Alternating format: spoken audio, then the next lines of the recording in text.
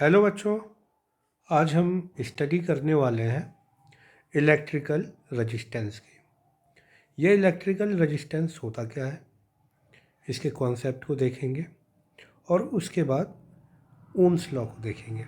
यानी एक ही वीडियो में हम दोनों को कवर करेंगे। और उसके बाद ये रेजिस्टेंस किस पर डिपेंड करता है, किन किन बातों पे डिपेंड करता है, उनके लिए हम एक अलग से वीडियो डाल लेंगे छोटा सा। तो इलेक्ट्रिकल रेजिस्टेंस को पढ़ने के पहले हम विचार करें इलेक्ट्रिकल या इलेक्ट्रिक करंट पे। इलेक्ट्रिक करंट होती क्या है? जैसा कि हम जानते हैं, अगर चार्ज पार्टिकल किसी पर्टिकुलर डायरेक्शन में फ्लो हो, उसको हम क्या बोलते हैं? Electric current. अब ये इलेक्ट्रिक करंट में चार्ज पार्टिकल किसी पर्टिकुलर डायरेक्शन में क्यों फ्लो होंगे? तो इसका जवाब है पोटेंशियल डिफरेंस की वजह से। यानी पोटेंशियल का जब डिफरेंस लगेगा, प्रेशर डिफरेंस होगा, तो चार्ज पार्टिकल एक पॉइंट से दूसरे पॉइंट पर मूव होंगे। अब सवाल ये उठता है कि हमको पोटेंशियल डिफरेंस या प्रेशर का अंतर डेवलप करना ही क्यों पड़ता है? आखिर इसकी क्या ज़रूरत है? यानी बाहर तो समझ में आता है कि प्रेशर डिफरेंस की वजह से वाटर फ्लो होता है, पर कंडक्टर में आखिर ऐसा क्यों होता है कि हमको पोटेंशियल का डिफरेंस क्रिएट करना पड़ता है? तो जैसा कि आप ऊपर फिगर में यहाँ देख पा रहे हैं कि यहाँ पर फ्री इलेक्ट्रॉन्स दिखाए गए हैं और यहाँ पर एटम दिखाए गए हैं। जब चार्ज पार्टिकल मतलब इलेक्ट्रॉन फ्लो होते हैं तो वो मेटल के एटम से टकराते हैं। जब ये कोलिजन बढ़ जाता है तो उन कंडक्टर का या उन मटेरियल्स का रेजिस्टेंस हम बोलेंगे ज़्यादा है। जहाँ ये कोलिजन इन कंपैरिजन कम होता है, वहाँ हम बोलेंगे रेजिस्टेंस कम है। जैसा कि आप यहाँ फिगर में देखें नीचे, ये इलेक्ट्रॉन्स हैं चल रहे हैं और यहाँ पर हमारे मटेरियल के एटम है, और ये क्राउड, एक भीड़ जब चलेगी तो ये इनका कोलिजन इनसे होगा। जब ये टकराव होगा तो बोलेंगे इस वजह से इनके रास्ते में रुकावट पैदा होगी, तो वहाँ पर इस वजह से रेजिस्टेंस मिल जाता है। तो हमने यहाँ पर देखा, जब ये इलेक्ट्रॉन या चार्ज चलते हैं तो इनका टक्कर होता है मटेरियल के एटम से। जब ये कोलिजन बढ़ता है तो हम बोलेंगे रेजिस्टेंस इंक्रीज हो रहा है। जब ये कोलिजन कम होगा या घटेगा तो रेजिस्टेंस डिक्रीज होगा। आप ऐसे भी सोचें, एक मार्केट में बहुत भीड़ है और जो पब्लिक वहाँ जा रही है वो इलेक्ट्रॉन या चार्ज है, और जब वो भीड़ में चलेंगे तो उनके बीच में जब कोलिजन होगा, मतलब व्यवधान, रुकावट या रेजिस्टेंस हमको ज़्यादा मिल रहा है। और जब वही सड़क खाली हो जाए, जब क्राउड कम हो, तो आप आसानी से निकल जाते हैं, यानी रेजिस्टेंस आपको कम मिला। हम यहाँ देखें, यहाँ पर इलेक्ट्रॉन्स आपको दिखाए गए हैं, चार्ज पार्टिकल नेगेटिव, और वोल्टेज मतलब प्रेशर उनको क्या कर रहा है? पुश कर रहा है आगे बढ़ने से। और ये एटम से जो उनका कोलिजन होने वाला है, एटम से उनका जो कोलिजन होने वाला है वो क्या पैदा करेगा? रेजिस्टेंस। यानी एक फिगर में आप देखें, चार्ज को कौन आगे भेजता है? तो वोल्टेज या पोटेंशियल डिफरेंस।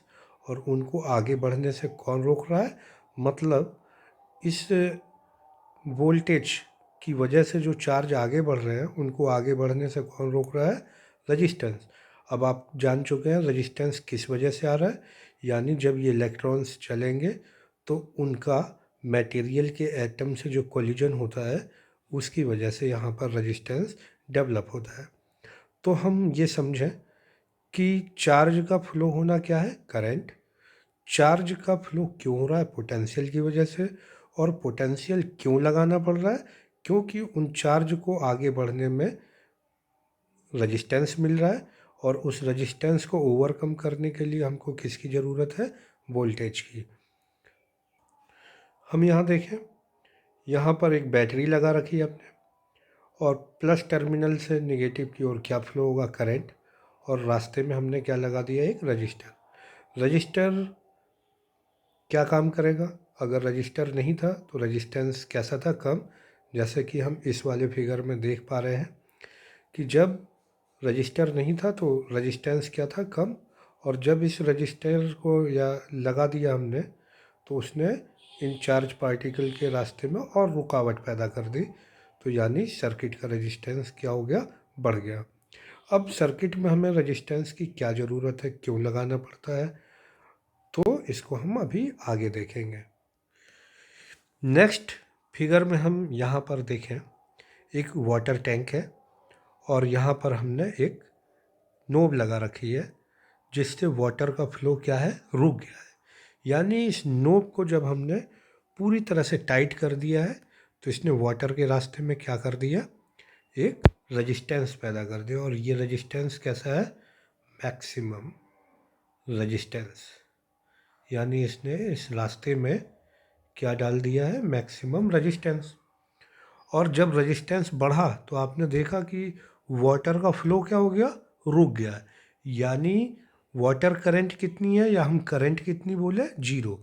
यानी जब सर्किट की रजिस्टेंस बढ़ती है तो करंट क्या होती है? घटती है। यानी चार्ज को आगे बढ़ने में क्या मिल रहा है? रुकावट। ऐसे ही नेक्स्ट फिगर में हम यहाँ देखें, वाटर टैंक की जब नोब को हमने ओपन कर दिया, मतलब खोल दिया, हटा दिया, तो रजिस्टेंस कैसा हो गया? लो। रजिस्टेंस हो गया अपना लो। और जब ये रजिस्टेंस लो हो गया तो करंट कैसी हो गई हमारी? करंट अपनी हो गई मैक्सिमम। तो हम क्या सीख गए कि सर्किट का या किसी कंडक्टर का या किसी मटेरियल का रजिस्टेंस जब बढ़ता है तो करंट घटती है, और जब रजिस्टेंस कम होता है तो करंट हमारी बढ़ती है। अब हम इस घटना पे विचार करें कि किसी वायर का रजिस्टेंस जीरो हो जाए।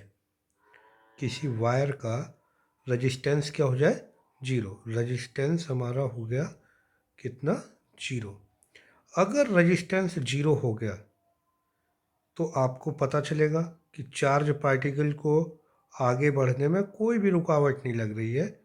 यानी उस केस में हमारा करंट की वैल्यू कैसी होने वाली है? मैक्सिमम। अब रजिस्टेंस जब जीरो हो गया, रुकावट है ही नहीं, तो हमको पोटेंशियल डिफरेंस की क्या ज़रूरत पड़ेगी? इसको आप कमेंट बॉक्स में आंसर दे सकते हैं। तो हम विचार करें, अगर रेजिस्टेंस ख़त्म हो गया तो क्या पोटेंशियल डिफरेंस की ज़रूरत पड़ी? तो सिंपल सा जवाब है कि जैसा हमने पहले ही देख रखा था यहाँ पर, कि चार्ज को आगे बढ़ने से कौन रोक रहा है? रेजिस्टेंस। मतलब इनकी टक्कर होगी इस मटेरियल के एटम से, और इस वजह से ये चार्ज आगे नहीं बढ़ पा रहे हैं। तो इनको आगे बढ़ाने के लिए हमको किसकी ज़रूरत पड़ रही है? वोल्टेज की। अगर ये रेजिस्टेंस ना हो तो इनको आगे बढ़ने से कोई रोकेगा ही नहीं। तो इसका मतलब है हमें इसकी भी ज़रूरत नहीं पड़ेगी।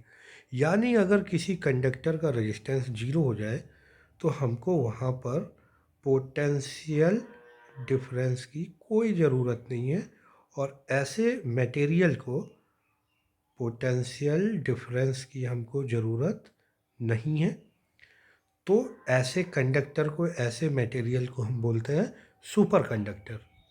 याद रखिएगा कि ऐसा मटेरियल जिसका रेजिस्टेंस जीरो हो जाए तो वहाँ पर हमको किसी भी पोटेंशियल डिफरेंस की, किसी भी बैटरी सेल की ज़रूरत नहीं है। अगर उसमें हमने एक बार करंट बहा दी तो वो करंट हर समय वहाँ फ्लो होती रहेगी, क्योंकि उनके फ्लो होने में कोई भी रुकावट पैदा नहीं हो रही है। इस वजह से हमको किसी भी प्रेशर की ज़रूरत नहीं पड़ेगी। और ऐसे मटेरियल को जिनका रेजिस्टेंस जीरो होता है और हमको कोई भी बैटरी या पोटेंशियल डिफरेंस नहीं लगाना पड़ता है, ऐसे में कंडक्टर को या मटेरियल को हम बोलते हैं सुपर कंडक्टर। ठीक है बच्चों, उम्मीद करते हैं समझ में आ गया होगा आपको। और आगे बढ़ते हैं हम, और इनके लॉ को हम देखते हैं रेजिस्टेंस के। तो रेजिस्टेंस के लॉ को हम बोलेंगे कि कैसे काम करता है और क्या इसका पोटेंशियल और करंट से क्या रिलेशन है। तो हम आगे उसको ओम्स लॉ में देखते हैं। तो नेक्स्ट हम पढ़ने वाले हैं ओम्स लॉ। तो बच्चों हम ओम्स लॉ को डिस्कस कर रहे हैं। यहाँ पर आप एक फिगर देख पा रहे हैं। यहाँ पर हमने एक बल्ब ले लिया है और कंडक्टर से इसको क्या कर दिया है, कनेक्ट कर दिया। इस बल्ब की रेजिस्टेंस कितनी है, 10 ओम की। अब ये क्या है 10 ओम, इसको हम अभी डिस्कस करेंगे। तो ओम्स लॉ क्या कहता है, अब हम इसको देखने वाले हैं। तो हम यहाँ देखें कि जो कंडक्टर है हमारे पास, जो ये कंडक्टर है, जो इसका दोनों पॉइंट पर ए और बी पर पोटेंशियल कितना है, 0। पोटेंशियल कितना है इनके, 0 है। अब हम इन पोटेंशियल को इंक्रीज करते हैं और देखते हैं करंट पे क्या फ़र्क पड़ रहा है। ठीक है, करंट के लिए मैं यहाँ पर इसको देखूँगा। करंट की रीडिंग यहाँ पर है हमारे पास।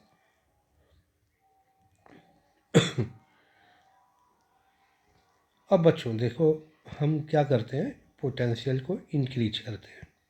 देखिए, पोटेंशियल जैसे ही बढ़ा, चार्ज पार्टिकल का फ्लो होना शुरू हो गया, जो बल्ब के थ्रू टंगस्टन जो उसका फिलामेंट है वहाँ से ये फ्लो कर रहे हैं। तो हम क्या देख रहे हैं, पोटेंशियल बढ़ रहा है तो करंट भी इंक्रीज हो रहा है। इस पोटेंशियल को हम और इंक्रीज करते हैं, तो हम इसकी रीडिंग को अभी यहाँ पर देखेंगे, जो 0.1 एम्पियर की है। यानी हम ये सिंपल समझ रहे हैं कि 1 वोल्ट जब हमने लगाया था तो करंट फ्लो हो रही थी 0.1 एम्पियर। अगर इस पोटेंशियल को हम इंक्रीज करके 2 वोल्ट कर दें तो देख सकते हैं बल्ब में जो लाइट है, ग्लो, वो क्या हो गया, और इंक्रीज हो गया, और हमारी करंट भी क्या हो गई, बढ़ गई। अगर इस पोटेंशियल को हमने और इंक्रीज कर दिया तो हम देख रहे हैं ग्लो और बढ़ गया। यानी हम क्या देख पा रहे हैं कि पोटेंशियल बढ़ने पर करंट भी क्या हो रहा है, इंक्रीज हो रहा है। यानी हम यहाँ से रिलेशन निकाल सकते हैं कि पोटेंशियल बढ़ने पर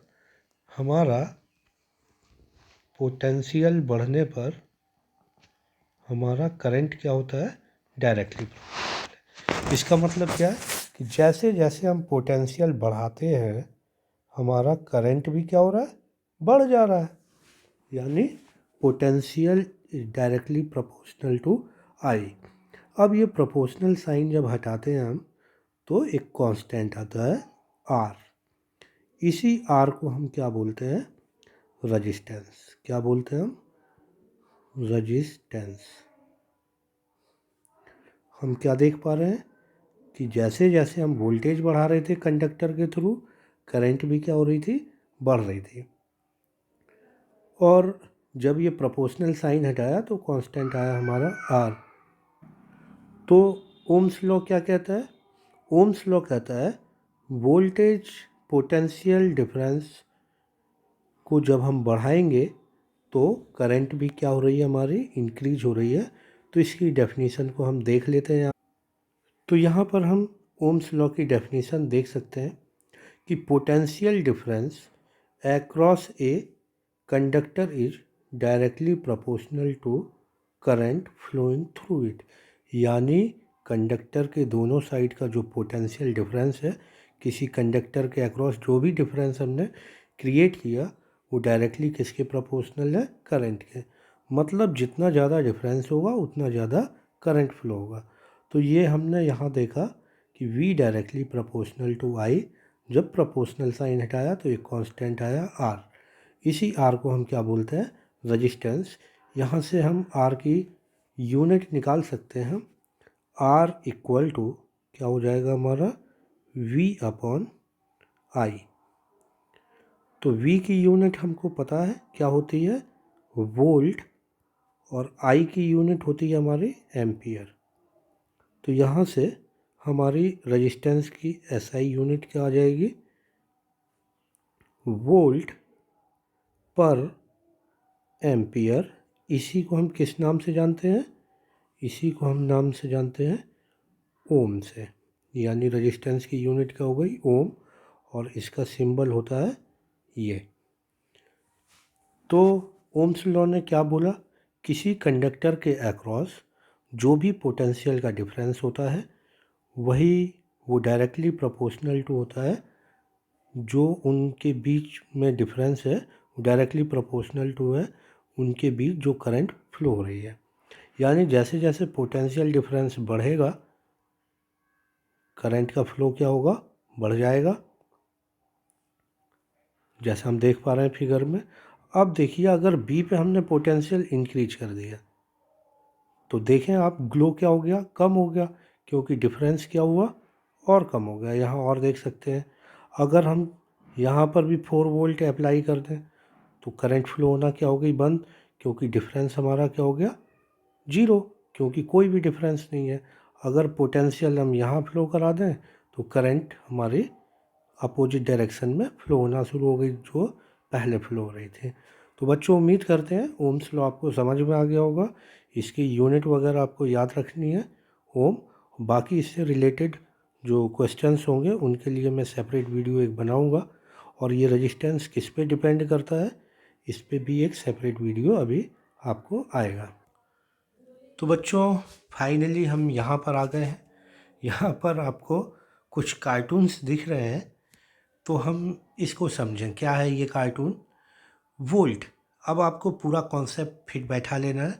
वोल्ट क्या करता है, प्रेशर क्रिएट करता है, यानी करंट को फ्लो करा रहा है, देखिए एम्पियर को धक्का मार रहा है। और ओम्स मतलब रेजिस्टेंस इस करंट को फ्लो होने में क्या कर रहा है, रुकावट डाल रहा है।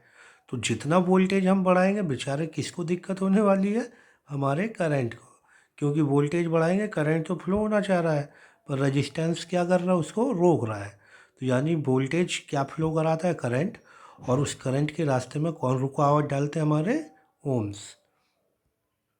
तो बच्चों उम्मीद कर रहे हैं आपको इलेक्ट्रिकल रेजिस्टेंस समझ में आ गया होगा। अगर कोई भी दिक्कत हो रही हो वीडियो से रिलेटेड तो आप कमेंट बॉक्स में मुझे बता सकते हैं। मैं आगे वाले आने वाले वीडियो में सुधार करने की कोशिश करूँगा, और अगर कोई डाउट हो तो वो भी कमेंट सेक्शन में आप पूछें, उसके लिए भी मैं नेक्स्ट वीडियो में ज़रूर जगह दूँगा और उन सवालों के जवाब भी देने की कोशिश करूँगा। तो अगर वीडियो आपको अच्छा लगा हो तो लाइक, शेयर एंड सब्सक्राइब करना ना भूलें, और ज़्यादा से ज़्यादा शेयर करें अपने दोस्तों को, यानी सभी का फ़ायदा हो। तो बच्चों चलते हैं, अब मिलेंगे हम नेक्स्ट वीडियो में, तब तक के लिए नमस्कार।